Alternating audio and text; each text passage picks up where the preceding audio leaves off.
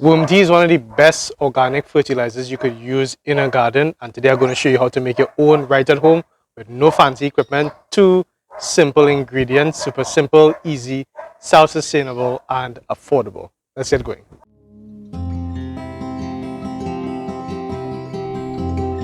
Hello everyone, thank you all so much for joining in. This is Dylan from the Trini Gardener channel and I'm so happy you made it for this video. Today we're going to be doing a simple recipe for making your homegrown, your homemade worm tea, a perfect fertilizer for your organic garden, a really good way to just boost the microorganisms that are helping your garden to grow. Remember, in an organic garden we rely a lot more on microorganisms to grow our food than actually providing the nutrients for our food. We don't provide those nutrients. We provide the environment for the right microorganisms to cultivate the nutrients and grow our gardens for us. That's what organic is all about. Now, I know some people are here just for the recipe, so we're going to go straight into the recipe for making the worm tea, and then we're going to talk about the benefits of the worm tea after. But if you don't want to stick around for that, that's completely fine. For those of you who are interested into getting into why worm tea is important, why we use it in an organic garden especially, stick around. The first thing you'll need is a bucket or some kind of container because it's a tea, right? It's liquid. So we're going to be using, for today's video, it's going to be based on this bucket here, which is a 5-gallon bucket, right? If you're using a smaller bucket, then you're going to want to scale it down, the measurements, and then scale it up if you're using something bigger. The 5-gallon bucket is just what I've always used, and it's just the simplest measurements. For me, it's what you would call a pigtail bucket as well, right? So not as small as a concrete bucket or a construction bucket, a bit bigger. We use it a lot for food and that kind of thing. We're using specifically filtered water to fill this container or this bucket with. You're not going to be using any kind of pipe water. Please, nothing with chlorine. If you are using pipe water, just have it sit for maybe like 2 days just to make sure that that chlorine could just evaporate and just leave, right? So still water more or less. The purpose of the worm tea is to promote a massive explosion of microorganisms to have so many. Chlorine is designed, if you think about it, to not make you sick because you don't want to be swallowing those microorganisms. So chlorine is designed to get rid of those microorganisms, but we want them there for the soil and for the garden. So we cannot use anything with chlorine. So if it's too safe for humans, then it's not safe for the plants in this case here. Now this is not related to worm tea, but if you are collecting rainwater, very good idea is, besides covering it, to also make sure there's some kind of film, something on it to make sure that mosquitoes don't go and lay larvae in it, right? Because dengue is a real issue, especially for us here in the Caribbean, where we have the perfect environment for mosquitoes to breed and survive. You want to make sure that you're not contributing to anything related to dengue.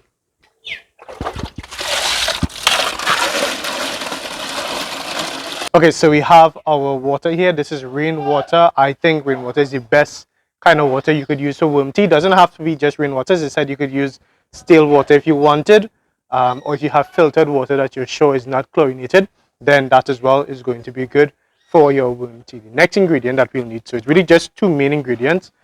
This one is molasses, right? The reason is that we need a sugar source, right, for what we're trying to accomplish here. And after the molasses is, also if you're getting molasses, it's best to get the one that says, organic, okay, that's give or take, but unsulfured is what you're looking for. All right, you don't want anything with a high sulfur content that can affect the pH. Now, sulfur is one of the 17 essential nutrients that plants need to thrive, and sulfur is definitely not bad in and of itself, but too much of sulfur is going to hurt your plant. So you don't want anything that doesn't say unsulfured. All right, is unsulfured the word? Yeah, unsulfured. Yeah. Okay, and the last ingredient, which is the most ingredient, this is a worm tea, and the worm part comes in from things like worm castings. Not things like worm castings, it comes from worm castings. Now, not affiliated with any of these brands, right? This is just the two that I've been able to find in the local Trinidad market so far. This bag here, it costs $80, right? TT for this bag.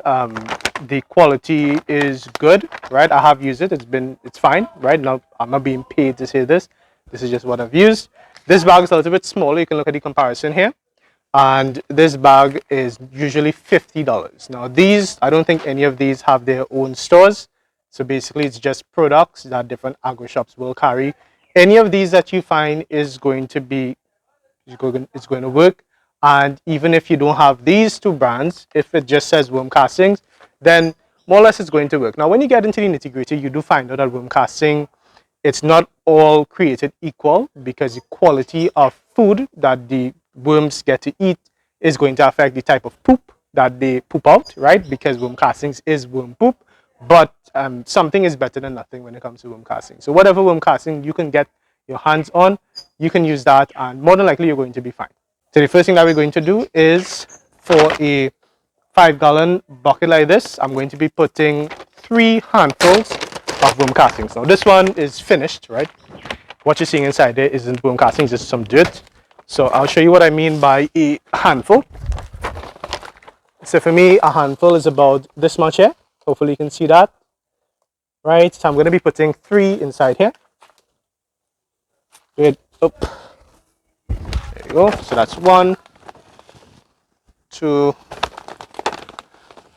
okay, 3 handfuls of worm castings.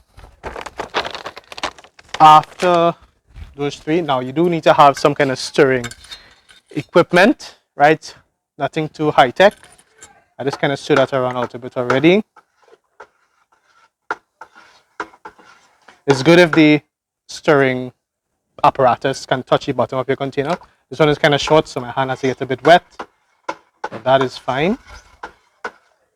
Right, and then into the container as well, you're going to be putting about 2 tablespoons of the molasses. Very important. Now, for me, a tablespoon, you know, you don't have to worry too much about the measurements. For me, like, a tablespoon would be like, that's 1, that's another 1. All right, you don't want to put too much of it, so like 2 dunks of it, I guess 2 sprinkles, and you're good to go. I know it's not super exact, nothing in my garden is ever super exact. And the last instruction for your worm tea is just to come out and stir your worm tea properly, just for about 30 seconds. Stirring properly, make sure you're getting the bottom, everything on the bottom settling, that you stir it around, just about 30 seconds. And you're doing this once every 6 to 7 hours over the course of 2 days. No longer than 3 days, no longer than maybe 2.5 days, and not as short as 1 day, right? You want to have it at least 24 hours of consistent stirring every 7 hours for the course of 1 day into 2 days. I think 2 days is a good sweet spot, and you want to make sure and keep this out of the sun. So right now I have it in a spot where it's kind of getting partial shade. I will put this in the garage afterwards to make sure that it doesn't get much sun, because we don't want to kill off the microorganisms. So we're going to talk a little bit. Now remember, as I said, that was the recipe. So for those of you who just wanted the recipe, there you go. But we're going to talk a bit more on what exactly is worm tea, why it's necessary, and how we use it in the garden. Now, as I said earlier, in an organic garden, we're not so much giving our plants nutrients as we are creating an environment where they have access to nutrients via microorganisms. The microorganisms are the ones that do the work in nature. If you look at a rainforest, nobody goes and gives it, you know, potassium or gives it nitrogen. It's organisms, it's fungi, and it's bacteria that's all over the world doing that job that Mother Nature figured out however many millions of years ago. Now, in worm tea, we are accelerating the process of reproducing microorganisms, because worms eat things and then they poop. That poop is going to be comprised of the things that they ate.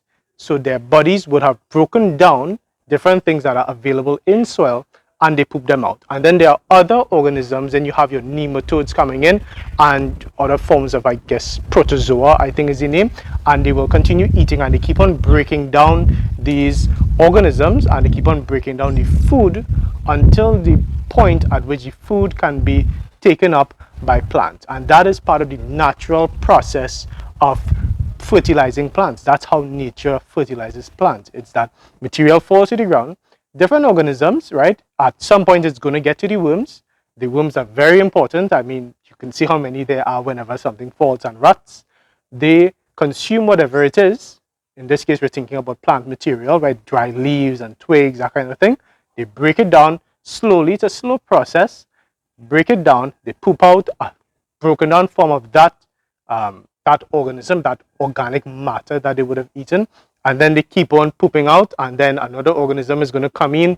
So it's a lot of poop, it's a lot of eating, it's a lot of pooping, but at the end of the day, it breaks down to the point at which plants can now uptake nutrients from something that would have been too big for the plant to begin with. A plant can't uptake nutrients from a leaf. But if that leaf gets eaten by a worm, gets pooped out, and then another organism eats that poop, I know it's gross, and then that gets pooped out, and then another organism eats that poop, and then it gets pooped out.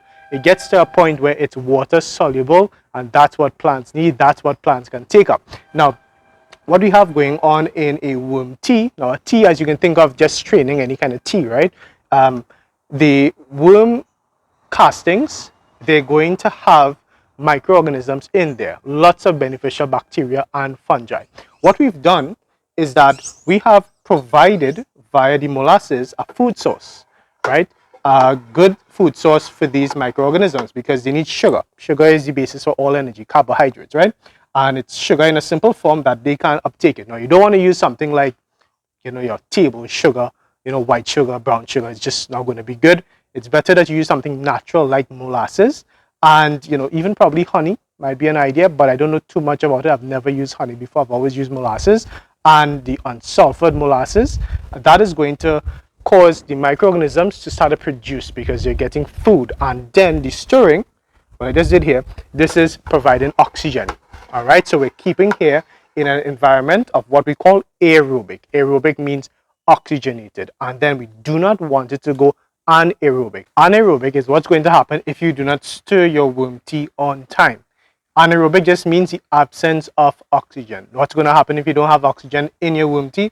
The microorganisms that you work so hard with the molasses to produce and colonize by the millions, they're all going to start dying because they need oxygen to survive. They need a food source, which is the molasses, and they need the oxygen to live. And that's what we're going to be doing here. So this is a supercharged fertilizer. How you would use this is how I use it is I would mix 1 part worm tea to 1 part water. So that means if I have a container like this, so again, no affiliation with this ice cream brand, if I have one of this filled with the worm tea, I would get another one filled with some rainwater. Remember, rainwater, unchlorinated water, stagnant water is better. Filtered water, just no tap water that is going to come with chlorine in it. So rainwater is your best bet. And 1 container worm tea, 1 container with the rainwater, mix that together, and I would use that to fertilize my plants. And if you want to really stretch it, you can't even go as far as mixing 1 container worm tea to 2 containers of your rainwater, and that's going to dilute it even more, but it's completely fine. With worm tea, you don't have to worry about it burning your plant. It's 100% organic, and 100% organic means it's not going to burn your plants at all. It's very natural, so it's very, very gentle but powerful because it boosts the microorganisms in your garden.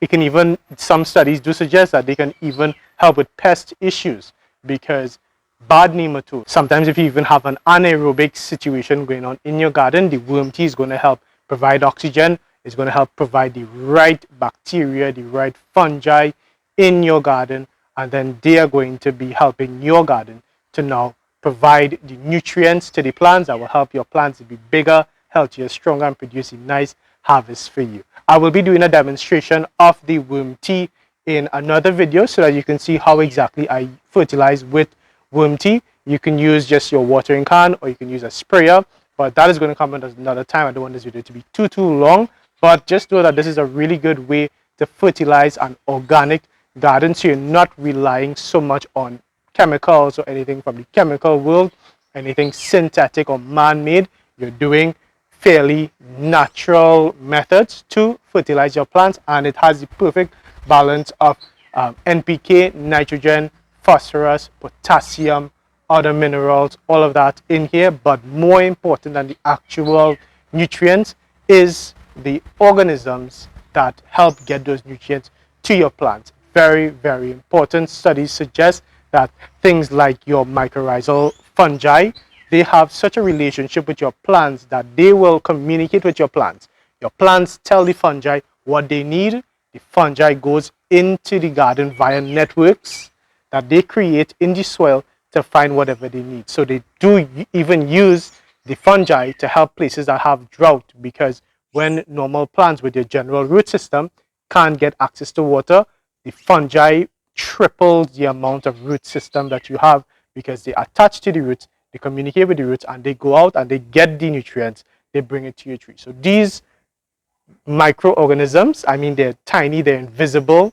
We, up to a certain point, I think 100 years ago, people didn't even know or understand, and even today we don't quite fully understand everything, but we do know that they do exist, and they are a massive, massive part of a thriving organic garden or food network in any part of the world. So I really hope that you enjoyed this video. I hope I didn't bore you with the science, and I hope that you will try out this worm tea. If you've used this before or you're planning to use it, please leave a message in the comments and let me know how it works for you. And if you have any tips for me to even make this even better, a better method, I'd be happy to learn from you. Remember, if you know somebody who would be interested in growing more healthy organic food for themselves and their family and learning different methods of fertilizing their gardens, then feel free to share this video and also the channel with them, and let's help them out in this time when we need as much help as possible with being more self-sustainable.